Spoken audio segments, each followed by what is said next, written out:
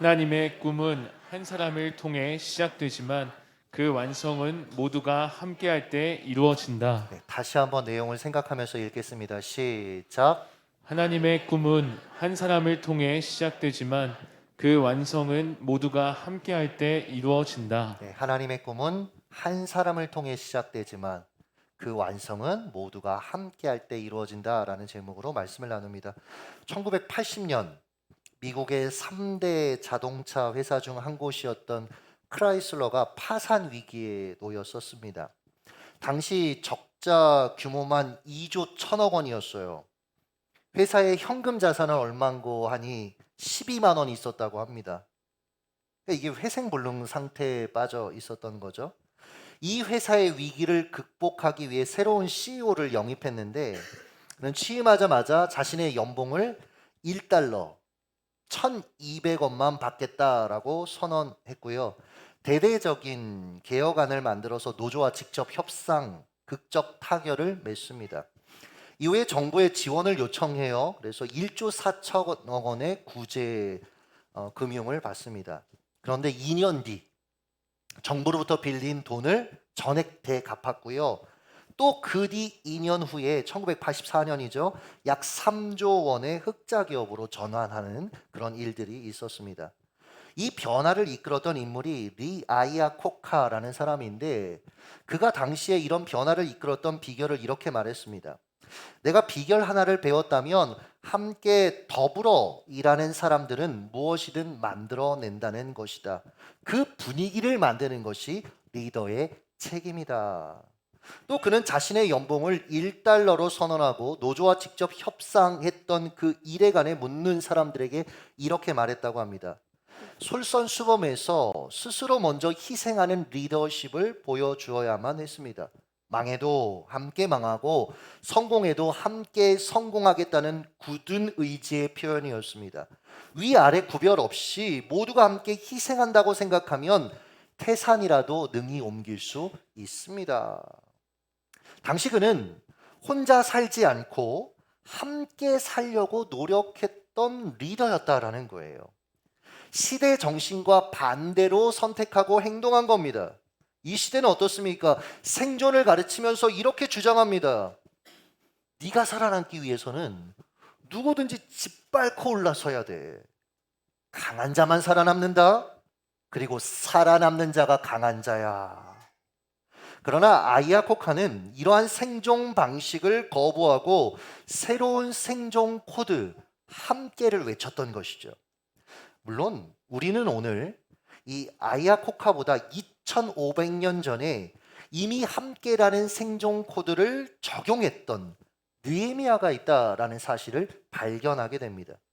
자, 느헤미야가 성벽 재건을 위해 각 공사 현장에 일꾼들을 배치하는 게 오늘 본문의 내용이에요. 그래서 여러분 3장을 나중에 집에 가서 쭉 읽어보시면 별로 은혜가 안 됩니다.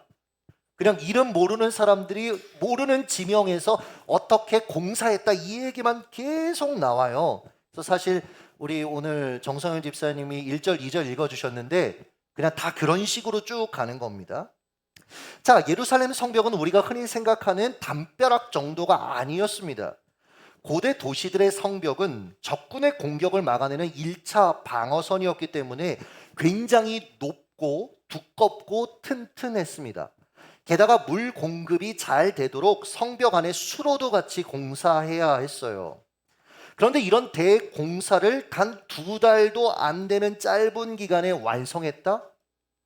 140년 동안 방치되어 있었는데 이건 여러분 기적과도 같은 일이었습니다. 그 비결을 몇 가지 살펴보면 먼저 느헤미야는 공사 현장에 적재적소에 딱 맞는 사람들을 배치했어요. 예를 들어서 일반 백성들한테는 자기 집과 마주한 성벽을 재건하게 합니다. 이들은 어떻게 보면 리더들보다 성벽 재건의 의미나 필요성을 덜 체감하는 이들이었어요. 그런데 자기 집 앞 성벽을 재건하라고 하니까 없던 의욕이 막 생기는 거죠. 왜요? 내 집 앞 성벽이 무너지면 적군이 내 집으로 쳐들어오는 겁니다. 그러니 얼마나 마음을 담아서 튼튼하게 성벽을 쌓았겠습니까? 게다가 출퇴근 시간이 얼마 안 걸려요. 그러니까 일의 효율도 너무 좋았을 겁니다. 헌신에 대한 부담이 적고 상대적으로 일의 효율은 좋고, 그러니 마음을 담아서 이 일을 할 수 있었다라는 거죠. 한편 느헤미야는 자기 직업과 연관된 장소에 공사를 맡겼습니다. 제사장들한테는 제사에 드릴 짐승이 드나들었던 양문을 건축하게 했고, 어부들에게는 어시장이 있었던 어문, 이 어문을 공사하게 했습니다. 이를 통해 보건대 그가 이 공사를 위해 얼마나 철저하게 연구하고 준비했는지 알 수 있는 거예요. 여러분, 실제로 현장에서 일을 잘 쉽게 풀어가는 사람들은 그만큼 보이지 않는 곳에서 철저히 연구하고 준비해 왔기 때문에 그렇게 할 수 있더라고요. 전설의 영화 타이타닉 한 번쯤 다 보셨을 겁니다. 이 영화를 만든 제임스 카메론 감독이요, 이 타이타닉 고증을 위해서만 2년 넘게 연구했대요. 그는 실제로 심해 잠수정을 타고 무려 27번 넘게 깊은 바닷속으로 들어가서 침몰한 타이타닉을 관찰했다고 합니다. 그러니까 탁월한 작품이 그냥 만들어지는 게 아니다라는 것이죠. 저는 우리가 이렇게 살았으면 좋겠습니다. 우리에게 주어진 일과 삶은 하나님께서 맡겨주신 사명터입니다. 그런데 사명 감당하겠다는 크리스천들이 큰 소리 치는 것에 비해서 보이지 않는 곳에서의 준비가 너무 엉성할 때가 많은 것 같아요. 여러분 생각해 보세요. 예수님도 30년 준비하시고 3년 사역하셨습니다. 그런데 우리는 어떻습니까? 3년 준비하고 30년 써먹으려고 하면서 살아갈 때가 너무나 많아요. 이제 여러분 반대로 해보는 겁니다. 하나님께서 맡겨주신 삶의 자리, 그 일들을 감당하기 위해서 철저히 준비하는 거죠. 기도하고 연구하는 거죠. 한편 그는 성벽 재건 공사를 위해서 모든 백성이 함께 동시에 그 일을 시작하게 했어요. 이것을 묘사한 접속사가 그 다음은인데 3장 전체에 무려 29번 나옵니다. 예를 들어서 제사장 그룹이 공사를 이제 시작해요. 양문 공사를 시작해요. 그럼 그 옆으로 여리고 사람들이 공사를 하는 거예요. 그는 알고 있었던 겁니다. 하나님의 꿈은요, 한 사람을 통해 시작되지만 그 완성은 모두가 함께할 때 이루어진다라는 것을요. 즉 느헤미야는 혼자의 탁월함으로 싸우고 일했던 지도자가 아니라 함께 결과물을 만들 수 있도록 연결고리 역할을 잘했던 리더다라는 것을 알 수 있는 거예요. 켄 블리차드가 그의 책 하이파이브에서 이렇게 말했습니다. 우리 중 누구도 우리 모두를 합친 것보다 더 현명하지는 않다. 이거 탁월한 통찰입니다. 사람이 아무리 똑똑해도 모두를 합친 것보다 지혜로울 수는 없어요. 그런데 여러분 안타깝게도 헛똑똑이들은 이걸 모른 채 혼자 잘난 체 합니다. 혼자 하겠다고 나서요. 혼자 감당할 수 있대요. 함께하는 이들의 그래서 마음을 헤아리지 않고 내 멋대로 행동하는 거죠. 만약 느헤미야가 혼자 잘난 맛에 공사를 시작했다, 기획했다, 사람들을 밀어붙였다, 어떻게 됐을까요? 여러분 성벽 재건하지 못했을 겁니다. 이 외에도 오늘 본문을 읽어보면 숨겨진 영적 교훈들이 정말 많아요. 먼저 리더는 앞서 모범을 보이는 사람이어야 한다라는 교훈도 발견하게 됩니다. 1절과 3절을 보시면 이 제사장들이 북쪽 양문과 공사하기 까다로운 그러나 전략적으로 굉장히 중요했던 한메아 망대와 하나넬 망대 재건을 책임졌거든요. 이들은 당시 유다 사회의 영적 지도자였습니다. 그런데 가장 어려운 일을 하겠다고 지금 나서고 있는 거죠. 최강의 전투력을 자랑하는 이스라엘 군 장교들이 돌격 앞으로 이런 말을 절대 사용하지 않는다고 합니다. 그들은 이렇게 말한대요. 나를 따르라. 즉 장교가 먼저 앞서 가지 않는 곳에 병사들을 보내지 않겠다는 어떤 의지적인 스피릿적인 표현이죠. 이들은 리더가 어떤 존재인지 깊이 이해하고 있는 겁니다.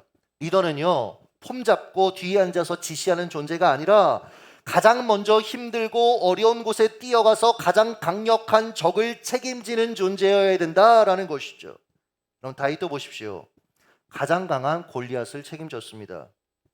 자, 골리앗이 무너집니다. 그러자 나머지 적들은 이스라엘의 군대들이 쓸어버렸잖아요. 그 결과 그는 자연스럽게 이스라엘의 리더가 됩니다. 지난 금요일 밤이었어요. 설교 원고를 늦게 올렸습니다. 제가 웬만하면 정말 빨리 오려고 해요. 우리 찬양팀들이 준비를 해야 되니까 멀티미디어 팀도 그렇고 늦게 좀 공유했습니다. 지난주 내내 한 밤 10시, 밤 11시 퇴근을 했어요. 근데 여러 사역들 소화하면서 강해 설교 이게 2편 준비한다는 게 쉽진 않더라고요. 그래서 제가 늦게 이 원고를 공유하면서 나머지 팀들이 고생했으니까 저 때문에 참 미안하다라는 그런 마음을 전했습니다. 근데 찬양 전사가 이렇게 답을 해줬어요. 이건 아부가 아닐 거예요. 아닙니다, 목사님. 말씀 40일의 신방에 밤늦게까지 준비하는 거 알고 있습니다. 이 형제 얼마나 귀한 사역자인지. 네, 여러분 제가 이거 받고 나서 이런 생각을 해봤어요. 무섭다. 사람들은 다 알고 있구나. 리더가 말만 앞서는지 자기 좋은 것만 그냥 챙기는 사람인지 아니면 말한 대로 살아가는지 헌신하는지 결국은 보고 있는 거구나. 뚫어지게 보고 있는 거죠, 그렇죠? 네. 혹시 여러분이 리더의 자리에 계시다면 가장 먼저 어렵지만 힘든 일에 뛰어드십시오. 그렇게 할 때 여러분의 사람들과 함께 승리할 수 있는 거예요. 우리 부모님들 힘들죠. 자녀들 양육하는 게 왜 안 힘들겠어요. 어렵죠. 근데요, 가장 어려운 일을 하는 게 부모더라고요. 리더더라고요. 그렇게 승리하시길 예수님의 이름으로 축복합니다. 두 번째 우리가 얻을 수 있는 교훈은 내가 할 수 있는 최선을 다해야 된다라는 거예요. 12절에 보면 살롬이라는 사람이 나오는데 예루살렘의 절반을 다스리는 할로에스의 아들이었습니다. 당시 고위층 자제 정도 되면 병역 기피할 수 있었어요. 게다가 살롬은 아들이 없었습니다. 남성 중심의 사회에서 아들이 없었어요. 그런데 어떻게 하는 줄 아십니까? 딸들을 데리고 공사 현장에 참여합니다. 그는 아들이 없다라는 핑계를 대고 빠질 수 있었어요. 많은 이들이 실제로 이렇게 살지 않습니까? 덜 부담스럽게 살고 싶어서, 덜 힘들게 살고 싶어서 이리저리 핑계대면서 살잖아요. 모세도 여러분 그랬습니다. 하나님이 그를 80세에 부르실 때 별 핑계를 다 댔어요. 하나님, 저는 나이가 많아요. 저는 말을 못해요. 그때 하나님께서 뭐라고 말씀하셨습니까? 여호와께서 그에게 이르시되 누가 사람의 입을 지었느냐? 이제 가라. 내가 내 입과 함께 있어서 할 말을 가르치리라. 부족한 건 하나님이 채울 테니 핑계대지 말라고, 감당하라고 그렇게 말씀하시는 거예요. 혹시 여러분 하나님 맡기신 일에 핑계대고 계시진 않습니까? 여러분 부족한 건 하나님이 채우십니다. 하나님께서 역사하십니다. 그러니 부족함이 아니라, 할 수 없는 조건이 아니라 하나님을 바라보며 순종하며 승리하시길 예수님의 이름으로 축복합니다. 같은 맥락에서 13절에 사노아의 주민들도 여러분 눈여겨볼 필요가 있습니다. 이들은 골짜기 성벽 공사를 도맡았어요. 골짜기 성벽 공사. 사노아 마을은 예루살렘에서 16km 떨어진 작은 마을이었습니다. 그런데 이들에게 흰놈의 골짜기라는 가장 가파른 지역의 성벽 재건 공사가 맡겨졌다. 와, 우리가 힘없는 흙수저라고 지금 무시하는 거냐, 이렇게 나서지 않았습니다. 이들은 가장 어려운 지역 공사를 성실히 감당했어요. 굉장히 먼 거리에 살고 있으면서도. 이 모습이 우리를 돌아보게 하지 않습니까? 우리는 자신에게 맡겨진 일들을 할 때 남들보다 힘들다라고 해석되어지면 불평부터 합니다. 공평을 이야기합니다. 그 일을 맡긴 이들과 상황을 원망합니다. 그런데 여러분 다 이렇게 반응하는 건 아니더라고요. 묵묵히 주어진 일을 성실함으로 감당하는 이들이 있습니다. 그 가운데 감사를 발견하는 이들도 있습니다. 여러분 14절 보세요. 레갑의 아들 말기야, 그는 분문을 감당했대요. 분문, 즉 예루살렘의 모든 오물과 쓰레기를 가져다 버리는 난지도와 같은 곳을 감당했습니다. 여러분 말기야는 사회 지도층이었습니다. 야, 내가 사회적 지위와 체면이 있지, 나한테 이런 더러운 걸 지금 시켜? 내가 대충 하고 만다. 이렇게 나오지 않았습니다. 그는 성실히 이 일을 감당했어요. 이 땅에는 남들의 이목이 집중되는 일만 하려고 하는 사람들, 제가 가끔 얘기하죠. 꽃단 남자, 꽃단 여자들 많이 있습니다. 반면 눈에 잘 띄지 않는 하찮아 보이는 일을 하는 사람들, 그걸 선택하는 사람들은 굉장히 적어요. 그런데요, 의외로 감동과 선한 영향력은 보이지 않는 곳에서 헌신하는 이들을 통해 우리에게 주어지더라고요. 지난 금요일입니다. 이웃 섬김 반찬을 가져오신 지체들이 이렇게 했어요. 어떤 지체는 떡국, 어떤 지체는 튀김, 어떤 지체는 잡채, 어떤 지체는 예쁜 포장. 전 포장을 보는데 너무 탁월해서 깜짝 놀랐습니다.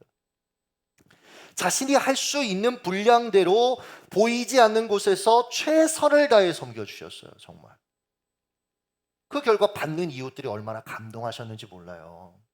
그리고 여러분들, 제가 얼마 전에 공유해서 알고 계시잖아요. KBS 동행팀에서 저희가 섬겼던 그런 영상들을 보고 이 가정을, 그 중에서 한 가정, 아이 다섯 있는 베트남 여성의 가정을 돕기를 원하고 또 촬영하기를 원하고, 물론 조율 단계에 있지만 이런 일들을 통해서 하나님께서 결국은 사용하시는구나라는 걸 우리가 여러분 확인하고 있지 않습니까? 여러분, 하나님이 맡겨주신 역할에는 더 중요하고 덜 중요한 것 없습니다. 맡은 자에게 구할 것은 무엇이에요? 충성입니다. 그러므로 내게 맡겨진 삶의 자리에서 내가 할 수 있는 일, 내가 잘할 수 있는 일, 하나님이 관심 갖게 하셔서 내 눈에만 보이는 그 일을 찾아보셨으면 좋겠어요. 비록 그 일이 사람들이 몰라주는 일일지라도 묵묵히 여러분 감당해 보십시오. 그 일을 통해 하나님의 변화와 하나님의 역사는 일어날 것입니다. 또 8절에 소개된 금장색 우시엘과 향품 장수 하나냐라는 인물을 좀 소개하고 싶어요. 향품 장수는 요즘으로 말하면 왕족과 귀족들에게 명품을 수입해서 제공하는 수입업자였습니다. 금장색은요, 금과 보석을 아름답게 세공해서 파는 굉장히 손이 섬세한 직업을 가진 사람들이었습니다. 이 사람들은 태어나서 단 한 번도 노동을 제대로 해본 적도 없고 공사하다가 손을 다치면 생업에 지장이 생기는 직업을 갖고 있었어요. 그런데 특권의식이나 열애의식이 아니라 참여의식으로 이 공사를 감당했다라는 거죠. 여러분, 특권의식이나 열애의식에는 사람들의 마음을 불편하게 만들고 의욕을 꺾고 불만을 갖게 하는 능력 외에는 없습니다.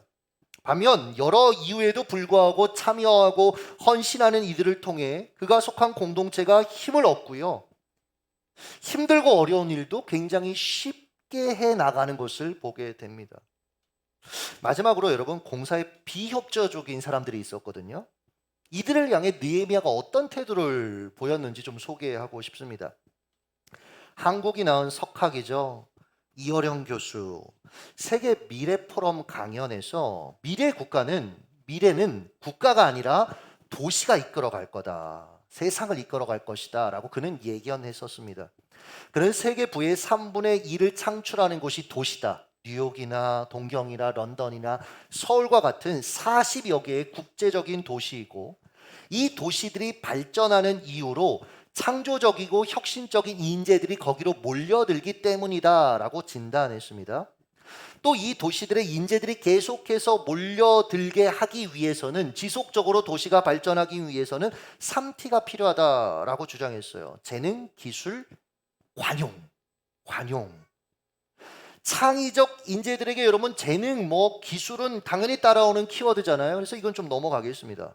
그런데 의의 키워드를 얘기했어요. 관용. 나와 다른 특성과 생각을 가진 사람들의 인격과 자유를 인정하는 마음이죠. 생각해보면 뛰어난 사람들은 가끔 저와 같은 보통 사람들에게는 받아들일 수 없고 이해가 되지 않는 어떤 독특한 행동이나 사고를 하는 경향들이 있습니다. 이러면 자칫 쟤는 왜 저래? 왜 저렇게 튀어? 왜 저렇게 같이 헌신하지 않아? 즉 미움받기 되게 쉬워요. 이때 필요한 게 뭐냐면 관용이라는 거죠. 그런 인재들과 더불어 살려면 그들이 이 도시를 떠나지 않게 하려고 하면 관용을 보여야 된다라는 거죠. 그래야 인재를 품을 수 있다라는 거죠. 그럼 제가 우리 탁월한 이 사역자들을 모시고 살면서 얼마나 관용을, 아니면 갑니다 여러분들. 네, 관용을 5절 보세요 여러분. 5절 한번 읽어주시죠. 5절. 네, 같이 5절을 한번 읽겠습니다. 시작. 그 다음은 드고아 사람들이 중소하였으나 그 귀족들은 그들의 주인들의 공사를 분담하지 아니하였으며 보세요. 지금 모든 유대 백성들이 각자의 능력대로 분담해서 공사를 다 진행하고 있어요. 그런데 드고아 귀족들은 뒷짐만 지고 참여하지 않고 있는 거예요. 느헤미야 입장에서 야, 어떻게 사람들이 저럴 수 있나 싶지 않았겠어요? 그러나 그는 그들을 질타하거나 욕하지 않습니다. 그냥 객관적으로 공사에 참여하지 않았다라는 사실만 코멘트하고 넘어가요. 느헤미야는 그들을 관용의 정신으로 대했던 겁니다. 드고아는요, 아라비아 사람 게셈의 영향력이 가장 강력했던 접경지대에 맞닿아 있었던 그런 도시였어요. 그러니까 이 드고아의 귀족들, 이 사람들은 정치가였거든요. 그러니까 게셈과의 마찰이 발생할 잠재적 위험에 대해서 이들은 염려하고 있었던 거죠. 그래서 쉽게 자신들은 공사에 갈 수가 없었어요. 대신에 마을 사람들은 갔습니다. 자신들은 안 가되 마을 사람들은 갔어요. 그러니까 느헤미야가 그들의 그 정치적인 고민들을 꿰뚫어 보았다라는 거죠. 그래서 그냥 내버려 뒀어요. 만약 느헤미야가 오름을 가지고 그들을 정죄했다면 여러분 지렁이도 밟으면 꿈틀합니다. 아마 이들은 느헤미야의 대적으로 돌변해서 틈만 생기면 내부에서 총질을 해댔을 겁니다. 우리도 살면서 나와 맞지 않는 사람들을 만나요. 왜 안 만나겠어요, 여러분들? 나와 의견이 다르고 생각이 다른 사람들을 만납니다. 그때 여러분 17세기 이탈리아 팔라토 지방의 대주교였던 마르코의 말을 좀 기억하셨으면 좋겠습니다. 본질에는 일치를, 비본질에는 자유를, 모든 일에는 자비를, 즉 사랑을. 본질에 우리가 일치해야 합니다, 여러분들. 비본질에는 관용이 필요해요. 그리고 이 모든 관계, 이 모든 일에는 사랑이 필요한 것이죠. 말씀을 맺도록 하겠습니다. 몇 달 전에 이병준 목사가 설교 중에, 수요기도의 설교 중에 개척 초기 공동체를 섬기기 위해서 2년을 휴학했다라는 말을 듣는데 만감이 교차했어요. 제가 잊고 있었습니다. 1년 휴학했는 줄 알았어요. 근데 2년 휴학했습니다. 제가 얼마 전에 식사 자리에서 이혜지 사모한테 사과도 했습니다. 나 때문에 생이별을 했었구나. 10년 만났잖아요, 이 커플이. 나 때문에 정말 생이별해서. 근데 혜지 사모님 뭐 좋았다 뭐 이제 그렇게 얘기는 했는데, 이 목사님 개인적으로 엄청난 헌신을 감행했다라는 게 제 안에 깊이 느껴졌어요. 생각해 보니까 이제 개척한 지 2년 차 되던 공동체였습니다. 2년 차 개척한 교회 가다가 사라질 가능성이 여러분 99%입니다, 사실. 그런데 그런 공동체를 위해 자신의 젊음을 학부 때 2년이나 휴학하면서 헌신했다라는, 과감히 내던졌다라는 것이 굉장히 제 마음에 깊이 울림이 됐습니다. 그렇게 이병준 목사 생각하다가 김지웅 목사로 생각이 이렇게 옮겨갔어요. 학사장교 말년 휴가 때 저희 집에 오면 안 됐습니다. 저한테 인사하겠다고 찾아왔습니다. 그 전에 별로 왕래가 별로 없었거든요. 연락은 가끔 했지만 제가 그랬죠. 지웅아, 청소년 때 나 개척하면 돕겠다고 했지? 약속 지켜야지. 근데 정말 제대하고 내려왔습니다. 그 당시에 거주할 집이 제대로 교회에서 마련해 줄 수 있지도 않았어요. 그래서 교회 4층 옥탑에서 교회 형제들과 고생하며 사역했습니다. 겨울에는 춥고 여름에는 덥고, 이런 식으로 사역자들과 우리 성도들의 그 수고를 나열해 봤더니 이게 여러분 끝이 없어요. 생각이 끝이 없어요. 더 세우면 지금까지 함께라는 생존 코드로 각자 할 수 있는 헌신과 최선을 다하며 걸어왔던 것이죠. 그리고 우리는 그 열매를 지금 부분적으로 목격하고 맛보고 있습니다. 이런 소망이 생기더라고요. 하나님이 우리에게 허락하신 성벽 재건 공사, 즉 사람을 세우고 온 세대를 세우고 열방을 세우는 사역이 끝마쳐질 그날까지, 여러분, 우리가 한 사람의 10걸음보다 10사람의 한 걸음으로 함께 헌신하고 함께 살아가는 우리 되기를 그렇게 소망해 봅니다. 아울러 여러분이 속한 가정, 그리고 다양한 공동체가 있죠. 특별히 명절이어서 함께하는 가족들 있죠. 함께의 가치를 아는 사람으로 그 자리에 서 주십시오. 연결시켜 주십시오. 그리고 함께 헌신하는 사람으로 승리하시길 예수님의 이름으로 축복합니다. 기도하겠습니다.